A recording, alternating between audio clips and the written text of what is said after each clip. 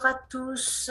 Ne soyez pas surpris de me voir là dans cette vidéo sur Facebook. Vous n'avez bien sûr pas l'habitude puisque mon fonctionnement jusqu'à présent c'était des posts que je vous ai écrits depuis de nombreuses années sur le Reiki, sur les principes du Reiki, sur la philosophie du Reiki, et puis tout ce que je faisais et tout ce que je fais toujours d'ailleurs.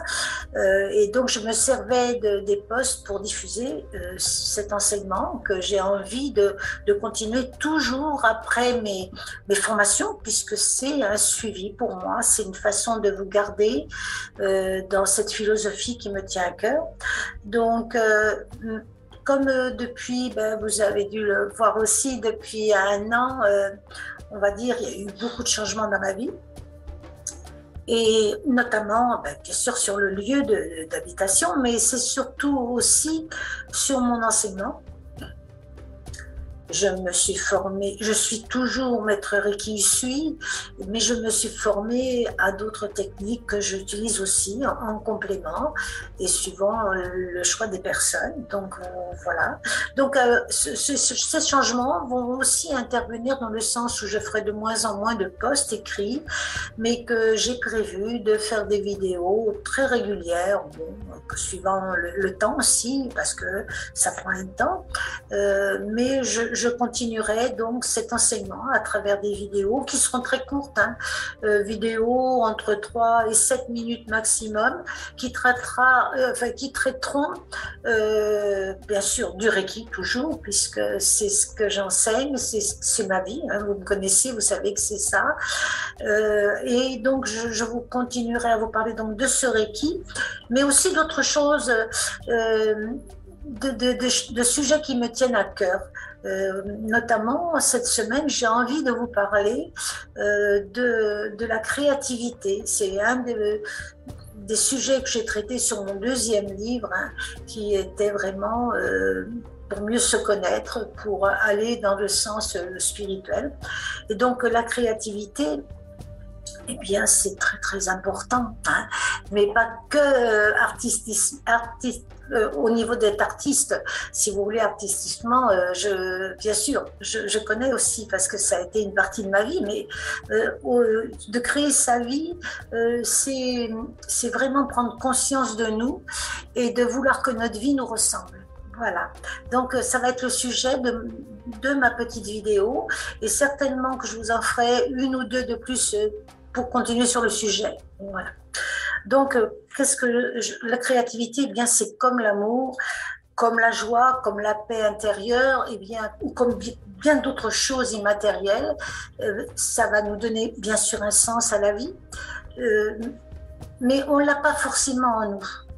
On ne l'a pas forcément dans nos gènes, on vient peut-être des fois de familles qui n'ont pas su nous apprendre ça, et donc bien ça se travaille, ça se développe. Et alors qu'est-ce que c'est que la créativité? Bon, c'est difficile à dire. Ce n'est pas qu'artistique, c'est vraiment être à la recherche de quelque chose qui me convient moi, qui m'épanouit moi, et qui me fait résonner en moi. Voilà, c'est-à-dire c'est apprendre à être en connexion avec nous-mêmes et avec l'ancrage de la terre, puisque la création va être représentée surtout par le chakra racine. Quand je prends bien mes racines, je suis en connexion avec une créativité vraiment très forte. Voilà. Donc bien sûr, on fait marcher notre mental, on fait marcher aussi notre imaginaire, mais nous pouvons créer nous pouvons créer, et surtout quand on va vers le Reiki, on le sait parce que c'est une des bases de l'enseignement du Reiki, on peut se créer notre univers à nous, on peut demander ce qu'on appelle, on fait des demandes à l'univers de nous aider dans ces démarches, on peut faire appel au Reiki aussi pour nettoyer des situations anciennes qu'on a toujours pas réglées ou qui nous mettent toujours en colère, ça c'est clair. Et puis après, on peut aussi se servir du Reiki pour projeter une vie meilleure, c'est-à-dire comment moi j'ai envie d'évoluer, comment je veux que certaines situations s'améliorent.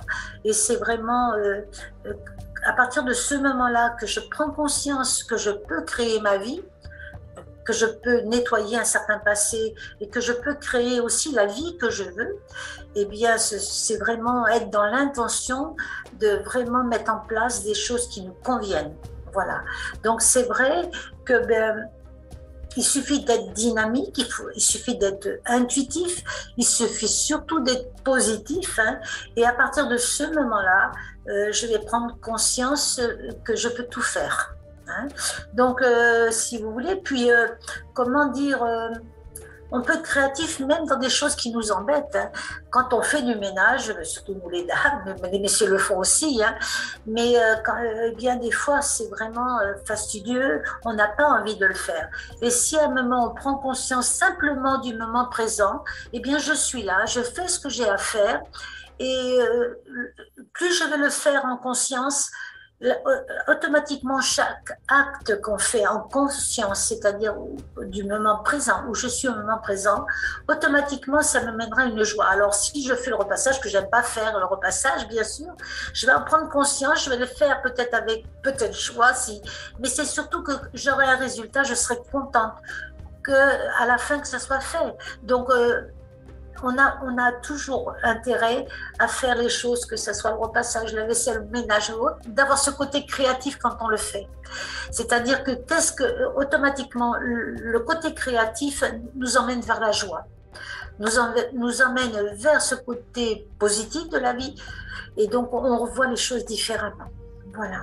Donc pour aujourd'hui, je ne vais pas aller plus loin, mais je vous promets de vous retrouver très rapidement, certainement mercredi, vous aurez la suite, comment je vais pouvoir développer, comment je vais pouvoir mettre en place ce côté positif dans ma vie, ce côté créatif. Voilà, je vous souhaite une bonne soirée, une bonne soirée, puisque moi je fais cette vidéo un peu en soirée, et donc je vous dis donc à bientôt, et au grand plaisir de vous voir. En tout cas, merci de votre écoute et merci de ces partages. Au revoir, namasté.